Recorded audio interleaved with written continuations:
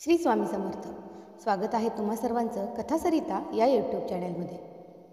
स्वामी समर्थांचे लाखो भाविक आपल्याला आजूबाजूला पाहायला मिळतात आणि दिवसेंदिवस त्यांच्यामध्ये वाढ देखील होत चाललेली आहे. हे सर्व कशामुळे होत असेल तर स्वामी त्यांची देत असलेली प्रचिती. आजच्या या कलियुगामध्ये देखील स्वामी त्यांची प्रचिती दिल्याशिवाय राहत नाहीत आणि म्हणूनच आजकालच्या या काळामध्ये भाविकांची दिवसेंदिवस वाढ होत चाललेली आहे.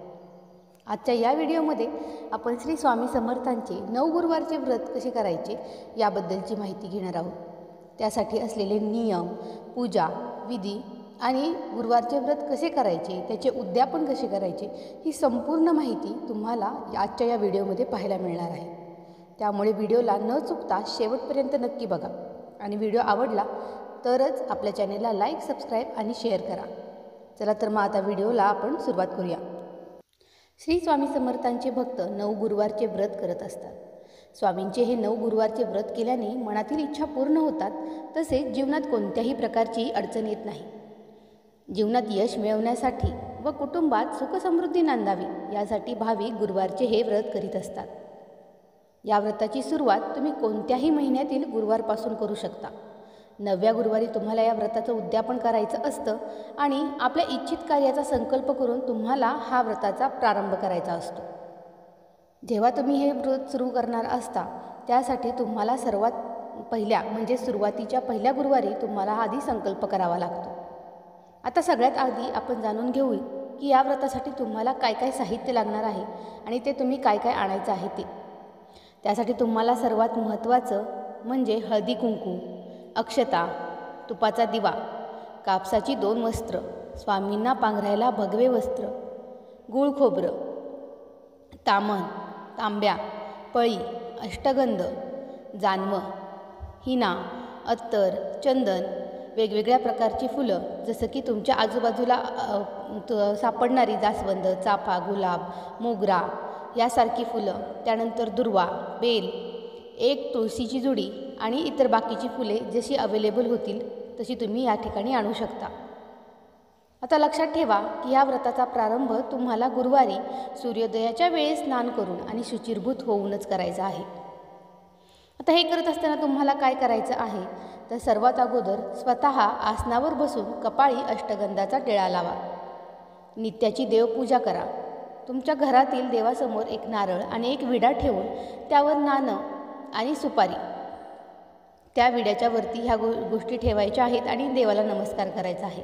तुमच्या घरामध्ये वडील मंडळी असतील तर लक्षात ठेवा की त्यांनाही नमस्कारच करायचा आहे, कारण की तुम्ही एका चांगल्या गोष्टीची सुरुवात करत आहात आणि घरातल्या वडीलधाऱ्या व्यक्तींचा तुमच्यासोबत आशीर्वाद असणं खूप गरजेचं आहे. आता यानंतर तुम्हाला पूजेला प्रारंभ करायचा आहे. फक्त पहिल्या गुरुवारी उजव्या हातात गंधयुक्त अक्षता, पळीभर पाणी, तुळशीपत्र घेऊन आपल्या इच्छित कार्याचा संकल्प करायचा आहे. जमिनीवर चौरंग ठेवून तुम्ही त्याच्या सभोवती रांगोळी काढा आणि मध्ये स्वस्तिक काढून त्यावर चौरंग ठेवून केशरी, लाल अथवा पिवळे वस्त्र अंथरून मध्यभागी वडाचे पान पालथे ठेवून त्यावर गंधाक्षता, तुळशीपत्र ठेवून श्री स्वामी महाराजांची मूर्ती अथवा फोटो तुमच्याकडे जे आहे ते ठेवायचे आहे. आता लक्षात घ्या, यावेळी तुम्हाला वडाच्या पानाचा देठ हा भिंतीकडील बाजूस असायला हवा. आपल्या उजव्या बाजूला चौरंगावरती गंधाक्षता ठेवून त्यावर तुम्हाला गणपती पूजनाकरिता एक सुपारी देखील ठेवायची आहे. उजव्या बाजूला घंटी आणि डाव्या बाजूला शंख ठेवायचा आहे. चौरंगाच्या शेजारी समई लावा आणि सुगंधी अगरबत्तीचा धूप देखील लावा. चौरंग एका बाजूला एक नारळ आणि पानाचा विडा देखील तुम्हाला यावेळेस ठेवायचा आहे. आता यावेळेस तुम्हाला संकल्प करताना पुढील मंत्र म्हणायचा आहे. लक्षात घ्या, हा संकल्प तुम्ही उपवास सुरू करताना किंवा तुमचे 11 गुरुवारचे व्रत सुरू करत असताना पहिल्याच दिवशी फक्त संकल्प करायचा असतो. त्यावेळेस तुम्ही मम आत्मनः श्रुती स्मृती पुराणोक्त फल प्राप्त्यर्थम मम सकल कुटुंबिनां क्षेम स्थैर्य आयु आरोग्य ऐश्वर्याभिवृद्धार्थ पुत्रपौत्र संततिवृद्धी अप्राप्त लक्ष्मी प्राप्त्यर्थम प्राप्तलक्ष्मी चिरकाल संरक्षणार्थम आदित्यादि सकल ग्रहपीडा शांत्यर्थम एवं सकल कामना सिद्धिद्वारा धर्मार्थम मोक्षफलम प्राप्त्यर्थम श्री स्वामी समर्थ देवता पूजनम एवं व्रतकथा श्रवणम च करिष्ये असे म्हणून हातातील पाणी तामनात सोडायचे आहे. यावेळी तुम्हाला गणपतीचे देखील ध्यान करायचे आहे आणि त्यावेळेस तुम्ही ओम गम गणपतये नमः एकदंताय विद्महे वक्रतुंडाय धीमहि तन्नो दंती प्रचोदयात असा मंत्र म्हणून गणपतीला देखील पूजनाकरिता मांडलेल्या सुपारीवरती एक पळी पाणी आणि अष्टगंध मिश्रित जल अर्पण करून सुपारीला चंदन लावायचे आहे. हळद कुंकू वाहून दुर्वा, लाल फुलं, बेलाची पाने आणि कापसाची 2 वस्त्र, जानवं, अक्षता अर्पण करून नमस्कार करायचा आहे. धूप दीप अगरबत्ती दाखवायची आहे आणि नंतर तुपाचा दिवा ओवाळायचा आहे. यावेळी तुम्हाला गूळ खोबऱ्याचा नैवेद्य देखील दाखवायचा आहे. त्यानंतर तुम्ही वक्रतुंड महाकाय सूर्यकोटी समप्रभ निर्विघ्नं कुरु मे देव सर्व कार्येषु सर्वदा असे म्हणून गणपतीला नमस्कार करायचा आहे. घंटा वाजवा. घंटेला हळदी कुंकू अक्षदा गंध फुलं अर्पण करून अगरबत्ती आणि धूप देखील दाखवा. त्यानंतर तुम्हाला दीप ओवाळून घंटा वाजवायची आहे आणि नमस्कार करायचा आहे. हे झाल्यानंतर तुम्हाला श्री स्वामी समर्थांची पंचोपचार पूजा करायची आहे. यामध्ये तुम्ही ओम नमो श्री स्वामी समर्थाय आवाहनार्थे एवं आसनार्थे अक्षतां समर्पयामी असे म्हणून स्वामींच्या मूर्तीला अक्षता अर्पण करायच्या. त्यानंतर ओम नमो श्री स्वामी समर्थाय विलेपनार्थे चंदन अलंकारार्थे अक्षतान एवं सौभाग्यद्रव्यम हरिद्राम कुंकुमम समर्पयामी असे म्हणून मूर्तीला चंदन हळद कुंकू लावून अक्षता अर्पण करून नमस्कार करायचा आहे. त्यानंतर ओम नमो श्री समर्थाय यज्ञपवितम एव वस्त्रम समर्पयामी असे म्हणत स्वामींना जानवं आणि भगवं वस्त्र अर्पण करीत नमस्कार करायचा. ओम नमो श्री समर्थाय ऋतकालोद्भ पुष्पनी एव सुगंधी द्रव्यम समर्पयामी असं म्हणून स्वामींना गुलाब मोगरा जास्वंद आणि तुमच्याकडे आहेत ती फुलं अर्पण करून अत्तर लावून नमस्कार करायचा आहे. ओम नमो स्वामी समर्थाय धूप दीप समर्पयामी असं म्हणून स्वामी समर्थांना तुम्ही सुगंधी धूप दाखवून तुपाचा दिवा लावून नमस्कार करायचा आहे. ओम नमो स्वामी समर्थाय मुखवासार्थ पुगीफल तांबूल नारिकेल महाफलम एवं महादक्षिणाम समर्पयामी असं म्हणून तुम्हाला विड्यावर नारळावर आणि फळांवर पळीभर पाणी सोडायचं आहे. हळद कुंकू चंदन फुलं अर्पण करून दक्षिणेवर पाणी सोडून नमस्कार करायचा आहे. आता ही सगळी विधी झाल्यानंतर तुम्हाला श्री स्वामी समर्थांची अष्टोत्तर शतनामावली जी आहे ती वाचायची आहे. त्यानंतर तुम्हाला स्वामी समर्थांची व्रतकथा वाचायची आहे. लक्षात घ्या, ही व्रतकथा वाचून झाल्यानंतर तुम्हाला स्वामी समर्थांची आरती करायची आहे. यावेळेस तुम्ही स्वामी समर्थांची व्रतकथा वाचून झाल्यानंतर अथवा तुम्ही त्याच वेळेस स्वामीचरित्र सारामृताचे पुस्तिका जी आहे ती तुम्ही वाचू शकता. ही पुस्तिका वाचण्यासाठी तुम्हाला फार तर 1 ते 1.5 तासाचा वेळ लागू शकतो. त्यामुळे एका दिवसामध्ये तुम्ही गुरुवारी हे व्रत करत असताना श्री स्वामीचरित्र सारामृत अशी जी पुस्तकं मिळते ती तुम्ही वाचून होऊ शकते. माझ्या मते तरी तुम्ही तीच वाचावी अशी मी तुम्हाला एक विनंती करते. आता हे व्रतकथा किंवा तुम्ही वाचणार आहे ते स्वामीचरित्र सारामृताची पुस्तिका वाचून झाल्यानंतर तुम्हाला ओम नमो श्री स्वामी समर्थाय आहारम भक्षभोज्यम च नैवेद्य प्रतिगृहत्याम असं म्हणून तुम्हाला पुरणपोळी खिचडी बेसनाचे लाडू कडबोळी अथवा तुमच्या घरामध्ये जो तुम्ही नैवेद्य बनवलेला आहे त्यामध्ये पुरणपोळी किंवा तुमच्या सोयीनुसार आणि तुमच्याकडे जे उपलब्ध आहे त्यानुसार तुम्ही स्वामींना एक गोडाचा नैवेद्य करायचा आहे. त्यानंतर नैवेद्याकरता ताट ठेवणार त्या जागी तुम्हाला एका पाण्याने चौकोन तयार करून त्यावरती ताट ठेवून गायत्री मंत्र म्हणून 3 वेळा तुळशीपत्राने नैवेद्याभोवती पाणी फिरवायचं आहे आणि मग ते तुळशीपत्र जे आहे ते तुम्हाला नैवेद्यावरती ठेवायचं आहे. ओम प्राणाय स्वाहा ओम अपनाय स्वाहा ओम व्यानाय स्वाहा ओम उदानाय स्वाहा ओम समानाय स्वाहा ओम उत्तरापोषणं समर्पयामि हस्तप्रक्षालनं समर्पयामि मुखप्रक्षालनं समर्पयामि करोद्वर्धनार्थे चन्दनं समर्पयामि आणि श्री स्वामींच्या मूर्तीला चंदन लावून एक पळी पाणी ताम्हनात सोडून तुम्हाला नमस्कार करायचा आहे.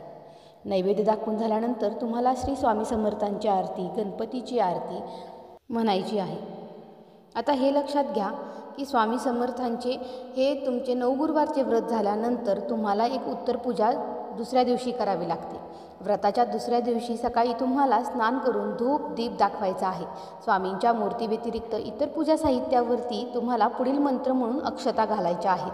त्यामध्ये तुम्ही मंत्र यान्तु देवगणाः सर्वे पूजामादाय पार्थिवीं इष्टकाम प्रसिद्धर्थम पुनरागमनाय च निर्माल्य असे म्हणून तुम्हाला निर्माल्य वाहत्या पाण्यात सोडायचे आहे. अथवा वड, पिंपळ अशा मोठ्या झाडांच्या बुंद्याशी तुम्ही हे निर्माल्य ठेवायचे आहे. पूजेत मांडलेल्या नारळाने तुम्हाला सुवासिनीची ओटी भरायची आहे आणि घरच्या देवापुढे ठेवलेला नारळ फोडून तुम्हाला प्रसाद करायचा आहे. प्रत्येक गुरुवारची दक्षिणा एकत्र सांभाळून ठेवून तुम्ही उद्यापन झाल्यावरती श्री स्वामी समर्थांच्या मठामध्ये किंवा मंदिरात दानपेटीमध्ये तुम्ही ही दक्षिणा टाकू शकता. आता हे व्रत करत असताना तुम्हाला जे नियम पाळणे गरजेचे आहे ते अत्यंत महत्त्वाचे आहे, कारण की त्या नियमांचे पालन केले तरच फलप्राप्ती निश्चित होते. सूर्योदयाच्या वेळेस स्नान करूनच शुचिर्भूत होऊनच तुम्हाला हे व्रत करायचे आहे. त्या दिवशी तुम्हाला दिवसभर उपवास करायचा आहे. संपूर्ण पूजा झाल्यावर तुम्हाला स्वामींना नैवेद्य दाखवून मगच रात्री तुमचा उपवास सोडायचा आहे.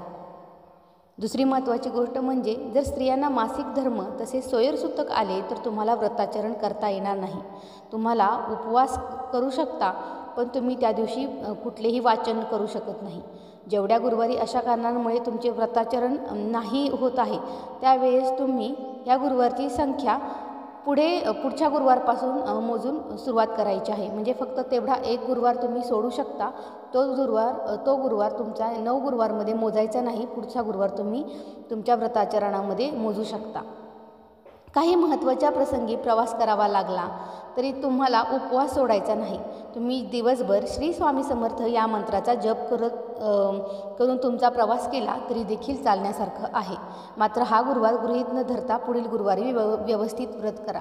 पहिल्या गुरुवारपासून तुम्ही व्रताचे जे नियम पाळणार आहात तेच तुम्हाला पुढची 9 गुरुवार देखील पाळायचे आहेत. स्वामींची व्रतकथा वाचणार आहात अथवा त्या दिवशी तुम्ही स्वामी चरित्र लीलामृत वाचणार आहात किंवा स्वामी चरित्र सारामृत वाचणार आहात. जे काही तुम्ही ग्रंथ वाचणार आहात ते तुम्हाला पुढील 9 गुरुवार वाचायचं आहे, हे तुम्ही मात्र ध्यानात ठेवा. त्या दिवशी नेमकं एकादशी, महाशिवरात्र, अमावस्या आली तर तुम्हाला फक्त उपवास करायचा आहे. तो गुरुवार गृहीत धरायचा नाही आणि एक गुरुवार अधिक करून त्यानंतर मग तुम्हाला त्याचं उद्यापन करावं लागेल. आणखीन एक गोष्ट म्हणजे व्रत करताना शेजारी, नातेवाईक, मित्रमंडळी यांना तुम्ही यासाठी दर्शनाकरिता बोलवा. हे व्रत कोणत्याही जाती धर्मातील स्त्री पुरुषांना आणि मुलामुलींना करता येते आणि तुम्ही जर हे व्रत सपत्नीक केले तर मात्र अतिशयच उत्तम. तुम्हाला रात्री भजन, गायन आणि कीर्तन हे जर आवडत असेल आणि तुमच्याकडे तेवढा वेळ असेल तर तुम्ही ते देखील करू शकता. आता व्रताच्या उद्यापनाच्या दिवशी येणाऱ्या प्रत्येक स्त्री पुरुषांना तुम्हाला जे काही तुम्ही पुस्तिका वाचणार आहात त्याची एक प्रत ही सप्रेम भेट म्हणून द्यायचीच आहे. उद्यापनाचा हा एक खूप महत्त्वाचा नियम आहे. 9 गुरुवारचे व्रत पूर्ण होईपर्यंत तुम्हाला रोज कावळ्याला दहीभात ठेवायचा आहे. मुंग्यांना तुम्हाला चिमूटभर साखर ठेवायची आहे.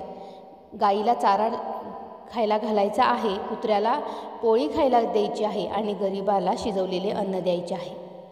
त्यामुळे हे व्रत करत असताना ह्या पुढील नियमांचं पालन मात्र तुम्हाला कटाक्षाने केलं तरच स्वामी समर्थ प्रसन्न होऊन तुम्हाला या 9 गुरुवारच्या व्रताची फलप्राप्ती ही लवकरात लवकर मिळायला सुरुवात होती. स्वामींची तुमच्यावरती कृपादृष्टी ही कायमच असते आणि लक्षात घ्या की ह्या 9 गुरुवारचे व्रत करत असताना स्वामी कोणत्या ना कोणत्या रूपामध्ये तुमच्याजवळ येतील आणि तुम्हाला प्रचिती दिल्याशिवाय राहणार नाहीत. फक्त ही गोष्ट तुम्ही मनोभावे आणि स्वामींसमोर लीन होऊन करणं अत्यंत गरजेचं आहे. तुम्ही स्वामींजवळ किती मनापासून पूजा आणि अर्चना करणार आहात त्यावरती स्वामी तुम्हाला लवकरात लवकर कृपाशीर्वाद देणे हे ठरलेलं असतं. त्यामुळे पूजा करताना तुम्ही मनापासून ध्यान लावून ही पूजा करा. स्वामी निश्चितच तुमच्या सोबत राहतील. तर हे झालं तुम्हाला 9 गुरुवार कशा पद्धतीने करायचे त्याबद्दलची संपूर्ण माहिती. तुम्हाला आणखीन याबद्दल काही अडचणी असेल तर तुम्ही मला कमेंटमध्ये नक्की विचारू शकता. आणि व्हिडिओ आवडला असेल तर ज्यांना हे 9 गुरुवारचे व्रत करायचे आहे त्यांना आपला व्हिडिओ शेअर करायला मात्र विसरू नका. व्हिडिओ आवडला असेल तर आपल्या चॅनेलला लाईक, सबस्क्राईब आणि शेअर करायला देखील विसरू नका.